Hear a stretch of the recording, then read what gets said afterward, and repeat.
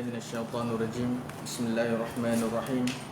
الحمد لله رب العالمين، والصلاة والسلام على أشرف الأنبياء والمرسلين وعلى آله وصحبه أجمعين. رب اشرح لي صدري ويسر لي أمري واحلل عقدة من لساني يفقهوا قولي. أما بعد، InsyaAllah hari ini kita sambung bacaan kitab Riyadhus Shalihin karangan Al-Imam An-Nawawi rahimahullah ta'ala yang meninggal pada tahun 76 Hijrah. InsyaAllah hari ini kita masuk kepada bab yang kedua, iaitu bab taubati, bab berkenaan taubat. Bab pertama seperti mana telah kita baca sebelum ni dibuat oleh Al-Imam An-Nawawi rahimahullah ta'ala berkenaan bab al-ikhlas.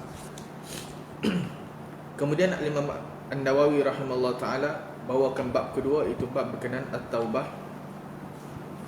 Sebelum beliau membawakan ayat-ayat Al-Quran Al-Karim tentang taubat, hadis-hadis Nabi SAW tentang taubat, Al-Imam Nawawi rahimahullah ta'ala membawakan kepada kita muqaddimah yang ringkas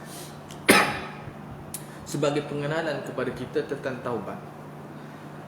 Qala al-ulama'u at-taubatu wajibatun min kulli dhanbin fa in kanat al-ma'siyatu bainal 'abdi wa bainallahi ta'ala la tata'allaqu bihaqqi adamiyyin falaha thalathatu shurutin.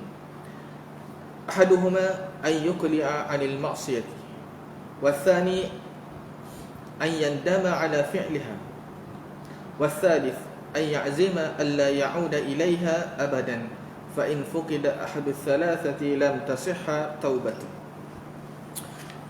Al-Imam An-Nawawi rahimahullah ta'ala membawakan kepada kita satu muqaddimah tentang kepentingan kepada kita untuk bertaubat kepada Allah Subhanahu wa ta'ala, yang mana Al-Imam An-Nawawi rahimahullah ta'ala menyebutkan at-taubatu, qala al-ulama'u, para ulama menyebutkan at-taubatu wajibatun min kulli dhanbin. Taubat ni satu perkara yang wajib untuk setiap dosa-dosa yang dilakukan oleh manusia. Bukan kata taubat ni satu perkara yang sunat, bukan kata taubat ni satu perkara yang lain, melainkan taubat adalah satu perkara yang wajib dilakukan oleh manusia. Setiap manusia pasti akan melakukan kesalahan. Setiap manusia pasti akan buat sesuatu yang bercanggah dengan kemahuan Allah Subhanahu wa ta'ala. Kerana manusia tak boleh lari. Sama ada dosa manusia buat, dosa besar, atau dosa yang kecil, manusia tak boleh lari daripada melakukan kesilapan. Kerana itulah tanda rahmat Allah Subhanahu wa ta'ala kepada kita. Dia buat satu perkara atau satu benda yang dinamakan sebagai taubat. Allah Ta'ala sediakan kepada kita satu perkara yang dinamakan sebagai taubat untuk Allah Ta'ala nak berikan rahmat kepada kita sebagai manusia. Jadi satu perkara yang berat sekiranya Allah Subhanahu wa ta'ala tidak sediakan taubat kepada kita. Bila kita buat satu kesalahan, terus dimasukkan ke dalam neraka sebagai contoh. Satu perkara yang berat kepada kita. Tapi oleh kerana rahmat Allah Subhanahu wa ta'ala, disediakan taubat kepada manusia, supaya manusia, bila manusia buat kesalahan, manusia boleh bertaubat kepada Allah Subhanahu wa ta'ala. Bila manusia melakukan kesilapan, manusia boleh kembali kepada Allah Subhanahu wa ta'ala. Begitu rahmat Allah Subhanahu wa ta'ala kepada manusia. Walaupun manusia telah menderhakai Allah, walaupun manusia telah menzalimi diri mereka sendiri dengan melakukan maksiat, dengan melakukan kesalahan, tapi Allah Ta'ala sediakan untuk mereka pintu taubat, untuk mereka kembali kepada Allah Subhanahu wa ta'ala. Bila kita membicarakan tentang taubat, para ulama menyebutkan at-taubat wa ar-ruju' min ma'siyatillahi ta'ala ila ta'ati. Asal taubat ni adalah kita kembali kepada Allah daripada kita buat maksiat kepada Allah, kepada kita mentaati Allah Subhanahu wa ta'ala. Itu maksud taubat yang dikehendaki dalam agama. Dan taubat ni banyak peringkat. Sekurang-kurangnya ada 3 peringkat taubat. Ada taubat yang paling besar sekali, ada taubat yang paling wajib sekali untuk kita lakukan, untuk seseorang lakukan apabila dia melakukan perkara tersebut, iaitu taubat daripada kekufuran kepada Islam, taubat daripada syirik kepada tauhid. Itu adalah taubat yang paling besar sekali, taubat yang paling dituntut sekali, taubat yang paling wajib sekali dilakukan oleh semua manusia, iaitu daripada kekufuran kepada Islam, daripada syirik kepada kepada tauhid kepada Allah Subhanahu wa taala. Dan bila kita sebut syirik kepada tauhid, boleh jadi dalam keadaan kita sedar, dalam keadaan kita tidak sedar, benda tersebut boleh berlaku. Oleh kerana ada kejahilan pada diri kita, mungkin kita melakukan perkara syirik dalam keadaan kita tidak sedar. Mungkin kita lakukan dalam keadaan kita sedar, tapi kita buat juga. Allah Subhanahu Wa Taala menyediakan kepada kita pintu taubat untuk kita kembali kepada-Nya.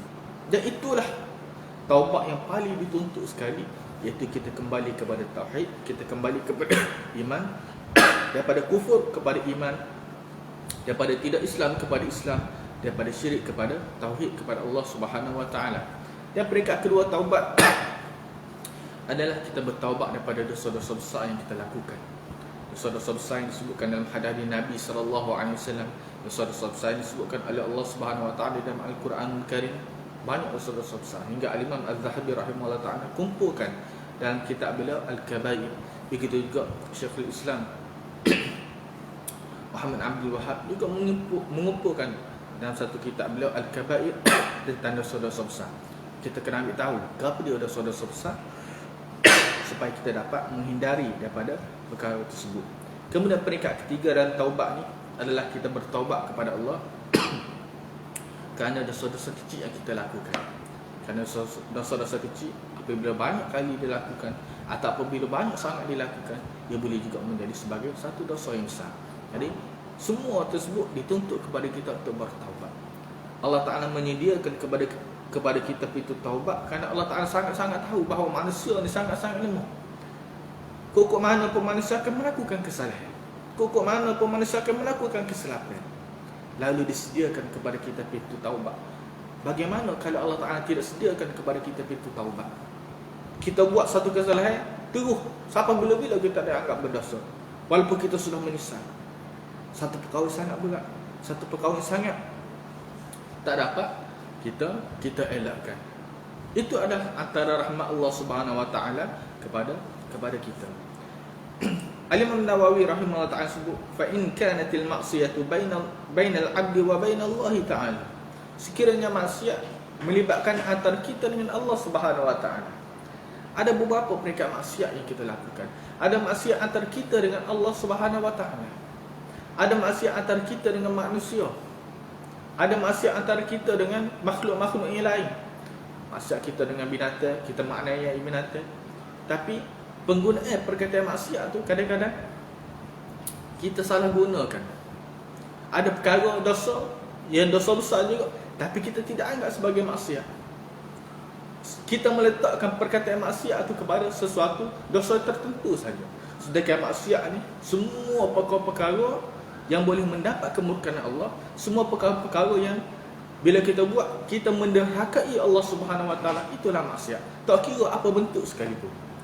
Cuma tempat kita ni bila sebut maksiat kan, dia lebih kepada zina. Tu baru sebut maksiat. Atau duduk berdua-duaan khalwat, tu dia baru panggil maksiat. Kalau terlibat dengan riba, tak panggil maksiat. Terlibat dengan rokok, tak panggil maksiat. Sebab apa? Sebab kita mengkhususkan penggunaan perkataan tersebut kepada dosa-dosa tertentu saja. Sebaliknya maksiat ni apa saja yang melibatkan kesalahan, yang boleh menyebabkan kemurkaan Allah Subhanahu Wa Taala, yang boleh menyebabkan kita menderhaka kepada Allah Subhanahu Wa Taala, maka dipanggil sebagai maksiat atau disebut sebagai maksiat. Fa in kanatil ma'siyatu bainal 'abdi wa bainallah la tata'allaqu bihaqqi adamiyyin fala thalathatu syurutin.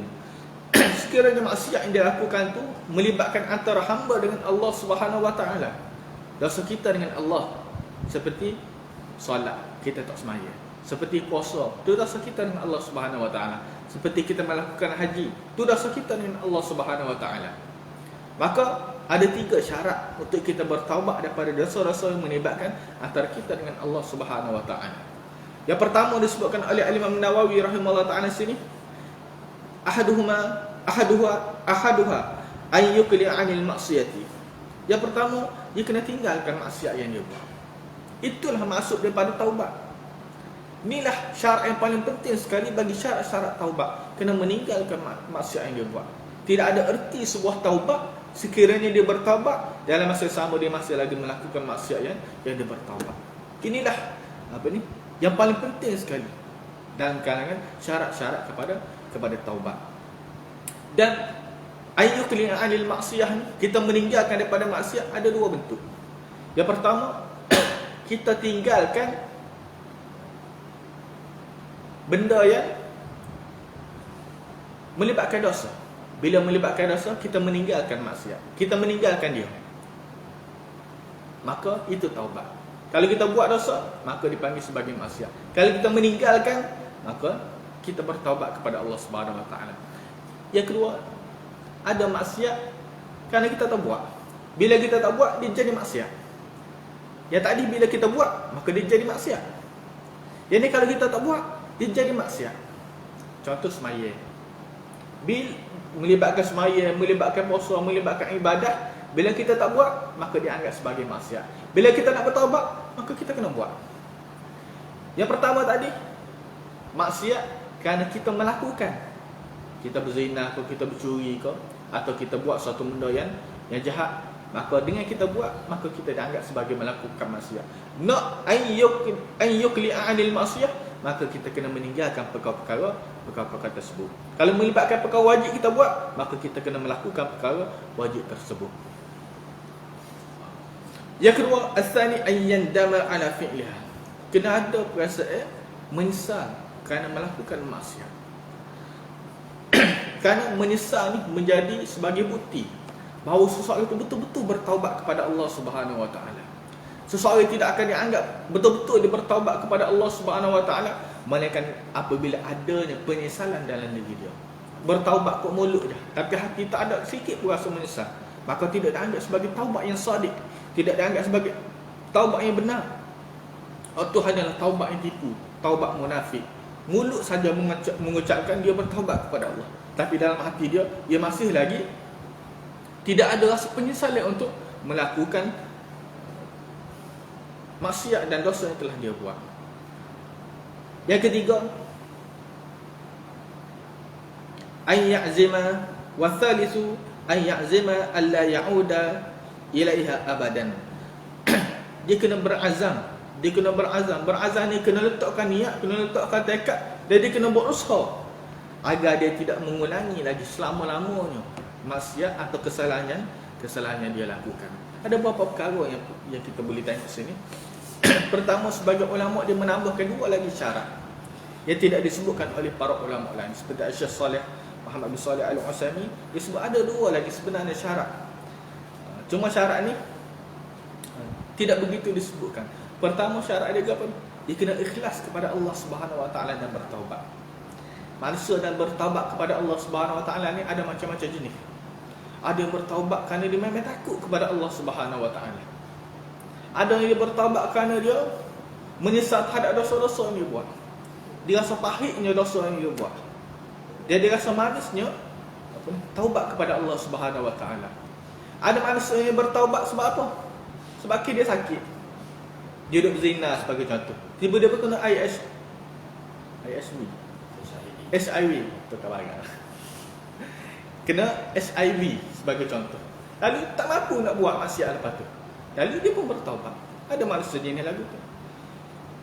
Taubat yang ikhlas, tak kira lah kerana dia sakit ke, kerana dia tak sakit ke. Selepas tu dia mari rasa dia nak menyesal kepada Allah Subhanahu Wa Taala. Ada juga sebagai manusia kerana dia sakit je, tapi bila dia sihat, dia nak buat pula. Tu tidak ikhlas kerana Allah Subhanahu Wa Taala. Kena meletakkan syarat pertama, betul-betul bertaubat ikhlas, bukan kerana orang. Bukan kerana orang paksa dia, maka dia bertaubat. Maka tak sah taubat lagu tu. Bukan kerana dia bertaubat kerana inginkan harta. Kalau mu tak jadi baik, kalau mu tak tinggalkan benda tu, aku tak bagi harta kepadamu, maka dia pun tinggalkan. Bertaubat kena ikhlas kerana Allah Subhanahu Wa Taala. Ada orang yang bertaubat kerana takut kepada Allah Subhanahu Wa Taala, dia panggil sebagai taib. Orang yang bertaubat kembali kepada Allah Subhanahu Wa Taala, taibun. Ada orang yang dia bertaubat kepada Allah Subhanahu Wa Taala kerana dia semalu kepada Allah Subhanahu Wa Taala. Begitu banyak nikmat-nikmat yang Allah Taala berikan kepada kita, kita pula buat maksiat kepada Allah. Kita balas kepada Allah dengan kejahatan. Allah Ta'ala berikan kebaikan kepada kita dengan kebaikan yang berbagai-bagai, hingga tak mampu manusia nak hitung kebaikan yang Allah Ta'ala berikan kepada kita. Tiba-tiba kita balas kebaikan Allah Subhanahu Wa Ta'ala dengan maksiat, dengan kejahatan. Dia rasa malu, lalu dia bertaubat kepada Allah Subhanahu Wa Ta'ala. Ini peringkat munibun dia panggil. Munib. Ini semua disebutkan dalam Al-Quran Karim. Ada orang yang dia bertaubat kepada Allah Subhanahu Wa Ta'ala kerana dia merasakan keagungan Allah Subhanahu Wa Ta'ala, kebesaran Allah Subhanahu Wa Ta'ala, kegerunan dia terhadap Allah Subhanahu Wa Ta'ala. Maka dia bertaubat kepada Allah Subhanahu Wa Ta'ala. Ini dipanggil sebagai awabun, orang yang kembali kepada Allah Subhanahu Wa Ta'ala kerana dia merasa gerung dan takut dengan keagungan Allah Subhanahu Wa Ta'ala. Fa in fuqida ahadu ats-thalathati lam tasih taubatu. Sekiranya salah satu daripada syarat-syarat tadi itu tak ada, maka tidak sah taubat dia. Kalau kita sebut tambah tadi, jadi 4 lah. Kalau kita tambah lagi, ada lagi sebagai ulama dia menambah lagi syarat, iaitu zaman tu. Masa taubat ni ada masa dia. Allah Ta'ala tetapkan masa untuk manusia untuk bertaubat. Manusia, masa tersebut ada di sudut masa untuk individu, ada di sudut masa untuk semua secara umum, yang akan disebutkan dalam hadis Nabi SAW yang akan kita baca selepas ni. Wa in kanatil ma'siyatu tata'allaqu bi adamin fa syurutuha arba'atun. Kalaulah maksiat tersebut berkaitan dengan manusia, berkaitan dengan anak Adam, maka ada 4 syarat, iaitu hadis salasah, 3 syarat yang telah disebutkan oleh Imam Nawawi tadi. Dan seterusnya wa ayyabra min haqqi sahibi, dia melunaskan segala hak-hak tuan dia tadi, orang yang dia buat salah tadi, menunaikan segala hak. Kalau kita ada hutang dengan dia, dengan cara kita membayar hutang kepada dia. Kalau kita buat dengan cara kita pukul dia, dengan cara kita suruh dia pukul balik dengan balas balik. Atau kalau kita curi barang dia, dengan cara kita kembalikan barang tersebut. Atau dengan cara kita minta maaf kepada dia. Fa in kanat malan, sekiranya dosa atau kesalahan yang kita buat itu dalam berbentuk harta au nahwahu, atau seumpamanya, raddahu ilaih, maka kita kena kembalikan harta tersebut kepada dia. Wa in kanat hadda qadfin wa nahwahu makkanahu minhu, sekiranya melibatkan hukum hudud, kita cederakan dia, kita kerak tangan dia dan sebagainya, maka kita kena lakukan hukuman balas balik, makkanahu, sebagai ganti kepada perbuatan tersebut. Au talaba afwah, atau kita meminta maaf kepada dia. Wa in kanat ghibatan istahallahu minha, sekiranya dalam bentuk mengumpat, maka kena minta halal terhadap perkara yang dia buat tadi. Hal ni ada peribahasa dekat ulama dalam bab mengumpat. Sama ada bila sesuatu itu mengumpat, dia kena pergi jumpa tu dia, kena bagi tahu ke, atau macam mana? Kena oyak dia ke? Saya telah kecek bahasa awak tadi, saya sikit-sikit. Adakah dengan bentuk lagu tu? Berlaku khilaf dekat ulama. Syekh Muhammad bin Shalih Al-Utsaimin dia lebih merajihkan ada perikias itu. Kalaulah kesalahan kita mengata kepada orang ni, tak, kita ayat macam-macam kepada dia, kita sebut sesuatu kita dia tak tahu pun kita ayat, maka kita kata kita tak perlu ayat apa kesalahan kita buat kepada dia, kita sekadar minta maaf. Kalaulah melibatkan dia tahu apa yang kita buat, maka kita kena perjelaskan kepada dia. Wajibu an yatuba min jami'i dzunub, dan perlu bertaubat daripada semua dosa-dosa. Ini juga panjang peribahasa dari ulama. Kalau orang itu dia buat banyak dosa, dia berzina, dia minum arak, macam-macam dosa dia buat, tapi bila bertaubat, dia bertaubat untuk dosa je, bertaubat daripada zina je, arak dia minum lagi, dikira apa dia nak taubat dia. Waktu juga jadi perbezaan pandangan dalam kalangan ulama. Sebagai ulama mengatakan bahawa taubat dia diterima untuk tu, kerana dia bertaubat untuk perkara yang dosa, satu dosa yang dia buat. Sebab nak cari manusia ni yang tak ada buat semua dosa, maka tidak akan ada fa in taba min ba'dha sahhat taubatu. Sekiranya dia bertaubat daripada sebahagian sahaja daripada dosa tersebut, maka tetap sah dosa taubat dia di sisi ahli al-haq min zalika dzambi, terhadap dosa tersebut. Dia berzina lagi, dia minum arak lagi, dia berjudi lagi. Tiba-tiba judi dah dia bertaubat. Dia berzina, dia tak bertaubat. Dia lepas minum arak, dia tak bertaubat. Maka taubat dia terhadap judi tadi macam mana? Tetap sah taubat dia, seperti mana disebutkan oleh Al-Imam An-Nawawi rahimahullah ta'ala. Wa baqi alaihi al-baqi. Cuma dosa-dosa lain itu masih lagi tetap tidak diampunkan, selagi mana tidak bertaubat kepada Allah Subhanahu wa taala. Wa qad tazaharat dalailul kitab was sunnati wa ijma'il ummati ala wujubit taubah. Al-Imam Nawawi rahimahullah ta'ala sebut, wa qad tazaharat dalailul kitab. Banyak dari dalil daripada Al-Quran Al-Karim, daripada sunnah Nabi dan daripada ijma' para ulama yang menunjukkan kepada wajib bertaubat. Antaranya dibawakan oleh Al-Imam Nawawi sini beberapa ayat Al-Quran untuk menyatakan bahawa perintah Allah Subhanahu wa taala supaya manusia bertaubat. Seperti mana qala Allah taala wa tubu ila Allah jami'an ayyuhal mu'minuna la'allakum tuflihun. Wahai kaum muslim, wahai orang beriman semua, bertaubatlah kamu kepada Allah, sebab la'allakum tuflihun. Dengan taubat tersebut kamu akan menjadi orang, kamu akan mendapat pertolongan, kamu akan mendapat kemenangan, kamu akan mendapat kejayaan. Wa qala ta'ala istaghfiru rabbakum thumma tubu ilaih. Dan juga firman Allah Subhanahu wa taala, istaghfiru rabbakum, minta ampunlah kepada Tuhan kamu, thumma tubu ilaih, dan kemudian kamu bertaubatlah kepada Allah Subhanahu wa taala. Kalau kita baca hadis yang dibawakan oleh Imam Nawawi selepas ni, seperti mana disebutkan oleh Allah Subhanahu wa taala. Kenapa Allah Subhanahu wa taala sebut dengan istaghfiru, kemudian disebut pula thumma tubu, minta ampunlah kamu, kemudian bertaubat? Seolah dua benda tersebut adalah dua benda berbeza. Dalam hadis yang kita akan baca, begitu juga Nabi sallallahu alaihi wasallam sebut, ya ayyuhan nas tubu ila Allah wastaghfiru. Kenapa disebutkan tubu? Kenapa disebutkan istaghfiru? Wa qala ta'ala, dan Allah Ta'ala berfirman, ya ayyuhallazina amanu tubu ila Allah taubatan nasuha. Wahai orang beriman, bertaubatlah kamu kepada Allah dengan taubat yang nasuha. Ada lebih 20 pandangan ulama tentang apa dia taubat nasuha ni. Semua para ulama, kalau kita tengok kepada pandangan-pandangan yang dikemukakan oleh mereka, semua setuju bahawa taubat nasuha ni perlu melengkapi 3 syarat yang telah disebutkan oleh Al-Imam Nawawi tadi. Dia kena meninggalkan maksiat yang dia buat, dia kena menyesal terhadap maksiat yang dia buat, dan dia kena berazam untuk tidak mengulangi maksiat yang telah dilakukan. Itu secara ringkas berkenaan pengenalan Al-Imam Nawawi rahimahullah ta'ala. Hadis pertama yang dibawakan oleh Al-Imam Nawawi rahimahullah ta'ala dalam bab taubat ni, wa an Abi Hurairah radhiyallahu anhu qala sami'tu Rasulullah sallallahu alaihi wasallam yaqul wallahi inni la astaghfirullah wa atubu ilaihi fil yawmi akthar min 70 marrah, rawahu al-Bukhari. Daripada Abi Hurairah radhiyallahu anhu, telah kita sebutkan sebelum ni tentang Abu Hurairah, biografi dia secara ringkas, ada hadis yang beliau riwayatkan, telah kita sebutkan sebelum ni tentang sedikit sebanyak tentang kisah Abu Hurairah radhiyallahu anhu. Kita tidak aku lihatlah mana-mana yang telah kita sebutkan.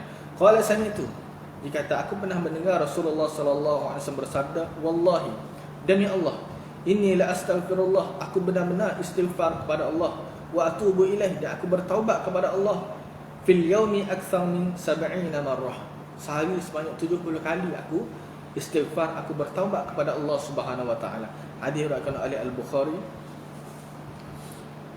Nabi sallallahu alaihi wasallam sebutkan kepada kita apa yang baginda lakukan. Sini Nabi sebut dengan ungkapan yang sangat-sangat jelas. Pertama Nabi sebut dengan qasam. Nabi bersumpah, wallahi, demi Allah. Nabi sallallahu alaihi wasallam itu as-sadiq, orang yang benar. Kalau Nabi tak bersumpah pun, kita tak mempercayai apa yang Nabi sallallahu alaihi wasallam sebut. Tapi Nabi sallallahu alaihi wasallam nak memberitahu kepada kita satu benda yang besar, nak memberitahu kepada kita satu benda yang kita kena ambil perhatian. Maka Nabi menggunakan sumpah, wallahi inni la astaghfir. Kemudian Nabi guna lagi Kalau kita ngaji bahasa Arab, lam litaukid, nak menyatakan aku ni benar-benar istighfar kepada Allah, aku bertaubat kepada Allah. Sehari sebanyak 70 kali Nabi istighfar kepada Allah Subhanahu Wa Taala. Dan dalam hadis yang kedua di bawah bab ni, wa anil Agharri bin Yasar al-Muzani radhiyallahu anhu qala Rasulullah sallallahu alaihi wasallam, ya ayuhan nas tubu ila Allah wastaghfiruh fa inni atubu fil yaumi 100 marrah, rawah Muslim. Hadis Abu Bukhari sebut Nabi istighfar sebanyak 70 kali, hadis Muslim sebut Nabi istighfar sebanyak 100 kali. Hadis daripada Al-Agharr bin Yasar, seorang sahabat Nabi radhiyallahu alaihi dari kalangan Muhajirin. Cuma berkenaan beliau ni tak banyak maklumat yang dapat kita ketahui, tak banyak cerita yang dapat kita ketahui. Para penulis biografi para sahabat juga tidak menceritakan tentang panjang lebar tentang Al-Agharr bin Yasar al-Muzani. Ada sebagai riwayat menyebutkan Al-Juhani, tak banyak. Al-Hafiz Ibn Hajar pun tidak banyak sebutkan. Ibn Abil Bab tidak banyak sebutkan dalam Isti'ab. Ibn Hajar tak banyak sebutkan dalam Al-Sobah. Cuma yang dapat kita tahu, para ulama meriwayatkan hadis-hadis daripada beliau, tapi tak banyak hadis yang diriwayatkan daripada sahabat berkenaan. Ada Bukhari riwayatkan dalam Al-Adab Mufrad, ada Imam Tirmizi riwayatkan dalam Sunan beliau, ada Abu Daud riwayatkan dalam Sunan beliau, ada Ibnu Majah riwayatkan dalam Sunan beliau, ada An-Nasa'i riwayatkan dalam Amalul Yawm wal Lailah.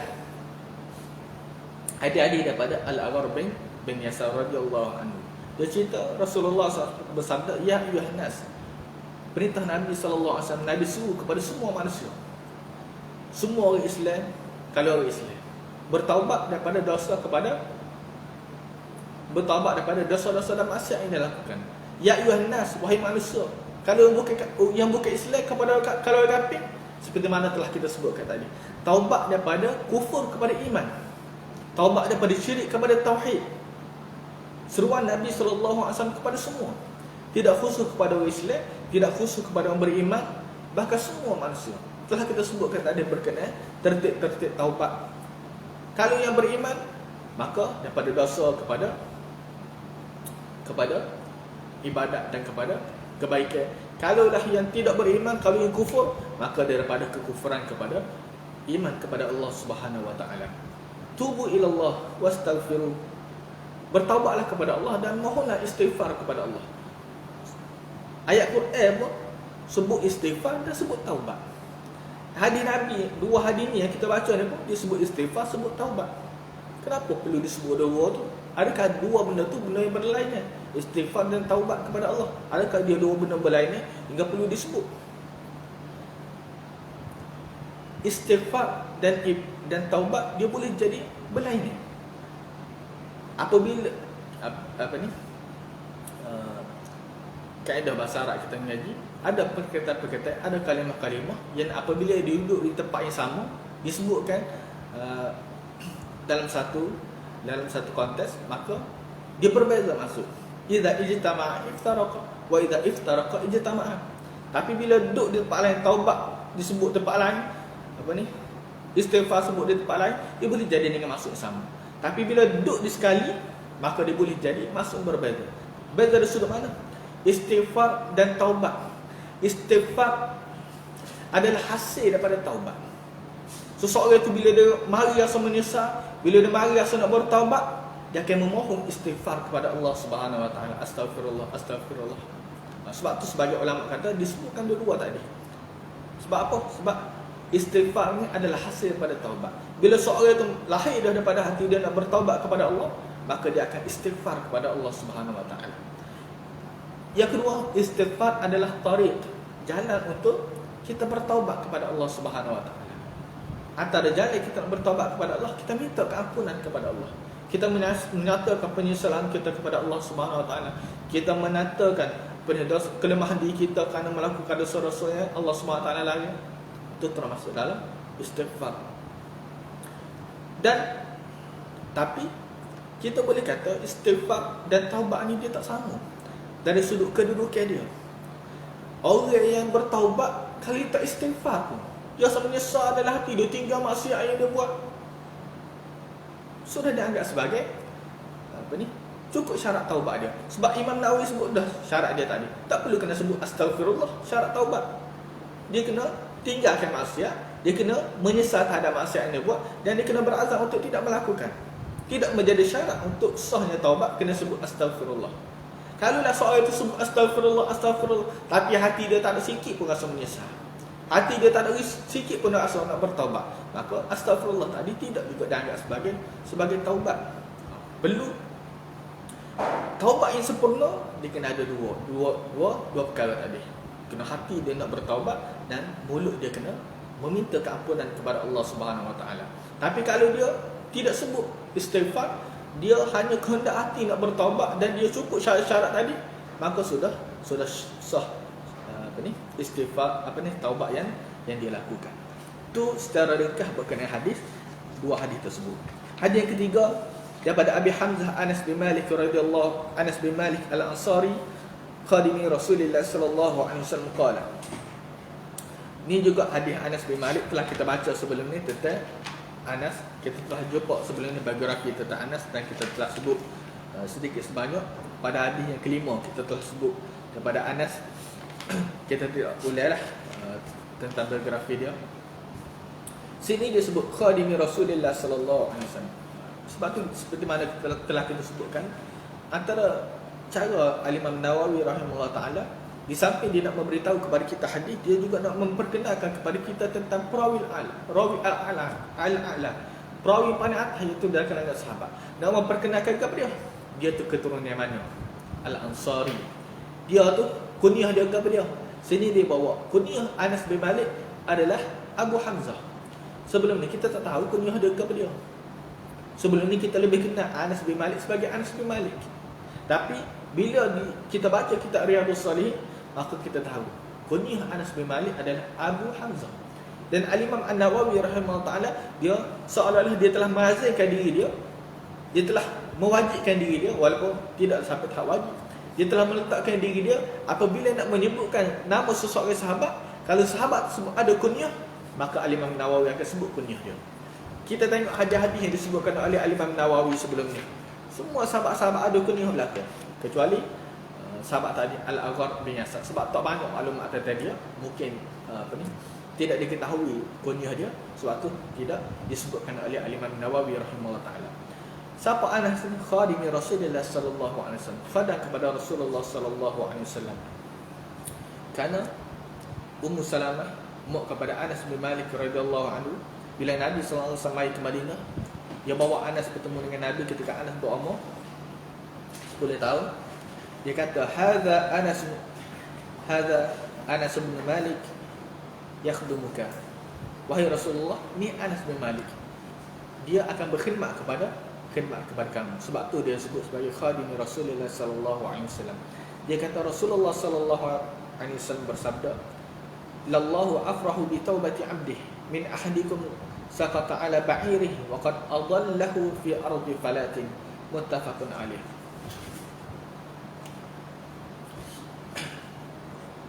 Allah benar-benar gembira, Allah sangat-sangat gembira bi taubati 'abdihi, dengan taubat hamba dia, min ahadikum, daripada seseorang kamu. Allah Ta'ala lebih gembira, benar-benar lebih gembira terhadap taubat seseorang hamba dia, lebih lagi min ahadikum, berbanding seseorang kamu saqata ala ba'iri, yang dia menemui unta dia, waqad adallahu fi ardi falatin, yang telah hilang di tanah yang luah, ardi falatin, di satu kawasan di tanah luah yang tak ada orang, yang tidak ada penghuni situ, tidak ada air, tidak ada penghuni, disebut sebagai ardi falatin. Muttafaqun alaih. Hadis ini ringkas. Nabi SAW bagi tahu bagaimana Allah Subhanahu Wa Taala nak sangat supaya manusia, saya sangat manusia berkehendak sangat supaya hamba dia ni bertaubat kepada Allah. Nabi Muhammad sebagai satu contoh dalam hadis yang yang bawah tu juga disebutkan secara panjang lebar tentang hadis pertama ni. Bagaimana perasaan Allah Subhanahu Wa Taala, bagaimana naknya Allah Subhanahu Wa Taala supaya manusia ni bertaubat. Nabi kata seperti seseorang yang dia hilang unta dia, yang mana atas unta dia itulah segala macam-macam keperluan dia. Situlah ada air dia, situlah ada makanan dia, situlah kenderaannya, situlah dia punya makanan dia, situlah dia punya duitnya. Tiba-tiba utang tu hilang. Bila utang tak ada hilang, di satu tanah yang ardi falatin, yang tak ada orang pun duduk sana. Dia nak pergi minta tolong dengan siapa? Dengan orang pun tak boleh. Jauh sangat tak nampak di mana penduduk berada, tak nampak di mana kawasan manusia duduk. Hinggalah selepas tu dia menemui balik utang dia tadi. Orang yang sudah putus asa dengan kehidupan dia waktu tu, lalu dia menemui balik sumber kehidupan dia. Bagaimana perasaan gembira orang tadi, begitulah Allah Ta'ala lebih lagi gembira berbanding orang dalam situasi tersebut. Dalam hadis yang panjang riwayat Muslim, Nabi SAW bersabda, "Lallahu asyaddu farhan." Allah Ta'ala benar-benar lebih gembira, sangat-sangat lebih gembira bitaubati abdi, terhadap taubat hamba dia, hina yatubu ilaih, ketika mereka bertaubat kepada Allah, min ahadikum, berbanding seseorang kamu, kana ala rahilatih, seseorang kamu berada di atas kenderaan dia, bi ardi falatin, duduk di atas kenderaan melalui satu kawasan yang tidak ada penghuni, kawasan yang tidak ada air. Fanfalatat minhu wa 'alaiha ta'am. Lalu binatang dia tadi, kenderaan dia tadi hilang, pergi daripada dia. Sedangkan atas dia tu lah ada makanan dia, ada minum dia. Fa aysa minha, hingga dia rasa putus asa dah. Dia cari tak jumpa, buat letih dia cari. Tak nampak sikit habuk. Tanda-tanda adanya kenderaan dia yang hilang tadi. Sedangkan situlah makanan dia, situlah minum dia, situlah sumber kehidupan dia. Fa'ta syajaratan fattaja'a fi zilliha. Lalu dia pergi kepada satu pokok, dia berbaring sana bawah naungan pokok tersebut. Waqad aisa min rahilati, dia putus asa dah terhadap kenderaan dia. Dia rasa kenderaan tak akan mari dah, tak ada dah. Tunggu nak mati je bawah pokok tadi. Fa bainama huwa kadzalik idh huwa biha qa'imatan 'indah. Tiba-tiba ada sebagian orang sebut dia tertidur. Tiba-tiba bila dia bangun, dia mendapati ada binatang dia tadi, kenderaan dia yang dipenuhi dengan makanan, yang dipenuhi dengan minuman tadi, ada kembali di tempat dia. Fa akhadha bi khitamiha, kemudian dia pun pegang tali kenderaan dia tadi. Thumma qala min shiddatil farh, kemudian kerana sangat gembiranya dia bersebut, Allahumma anta 'abdi wa ana rabbuk, akhta'a min shiddatil farh. Nak bagi tahu terlapar gembiranya dia, kerana kenderaan itulah sumber kehidupan dia, yang dia boleh teruskan perjalanan. Hilang tadi tiba-tiba mari depan dia, terlalu gembira sampai salah ucap. Dia nak ayat, Allahumma anta rabbi wa ana 'abduka, ya Allah, mu adalah Tuhanku, aku adalah hamba-Mu. Sepatutnya nak ayat lagu tu. Tapi kerana terlalu gembira salah. Allahumma anta 'abdi, ya Allah, mu hamba aku, wa ana rabbuka, aku Tuhanmu. Tersilap. Akhta'a min shiddatil farh, kerana tersangat gembira hingga menyebabkan dia salah mengucapkan. Nak bagi tahu setara tu manusia gembira, Allah Ta'ala lebih lagi gembira. Untuk kita nak nampak lagi sebagai contoh, waliya'udzubillah, kita ada anak sebagai contoh. Kita ada anak tu lah kita sayang. Seorang tu je anak kita ada. Hak tu lah kita sayang. Hak tu lah kita bagi segala-galanya kepada dia. Hak tu lah kita harapkan kepada dia.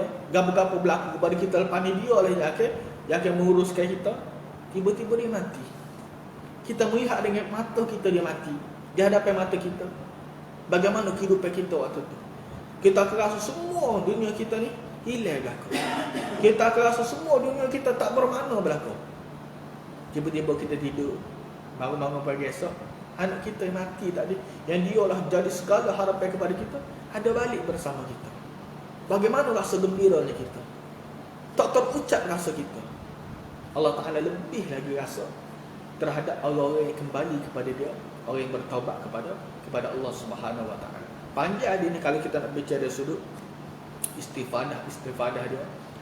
Antaranya sebagai ulama menyebutkan, ada kadang-kadang kalimah kufur yang disebutkan tapi tidak dianggap sebagai dosa kerana sabqul kalam, kerana tersilap, kerana terkeluar macam tu. Hati dia tak sebut lagu tu, dia nak sebut benda lain, tapi kerana terkeluar, walaupun benda tu, kalimah-kalimah tu menyebutkan kufur, tidak dianggap sebagai dosa, kerana bukan kerana kesengajaan dia. Seperti mana disebutkan dalam hadis ni. Allahumma anta abdi, ya Allah mu hamba aku. Kufur dalam lagu tu. Aduh dia pula Tuhan. Wa ana rabbuka, aku pula Tuhanmu. Sepatutnya kufur dah.